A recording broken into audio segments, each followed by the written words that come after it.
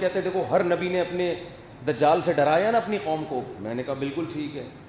نبی صلی اللہ علیہ وسلم نے بھی دجال سے ڈرایا, بالکل ٹھیک ہے. دجال آئے گا, حضرت عیسیٰ قتل کریں گے, دجال جنت بھی دکھائے گا, جہنم بھی دکھائے گا, بالکل صحیح ہے. یہ باتیں صحیح حدیث سے ثابت ہیں.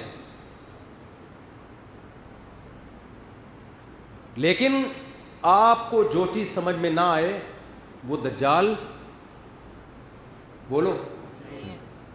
جیسے آپ کو امریکہ سے اگر دشمنی ہے, دو بندے گلی میں لڑ رہے ہیں, یہ کس کی سازش ہے؟ امریکہ کی. بھائی امریکہ کی سازشیں ہم مانتے ہیں. آپ کے گھر میں جو لڑائی ہو رہی ہے اس کا امریکہ سے کوئی تعلق. ہر چیز امریکہ کے کھاتے میں مت ڈالو.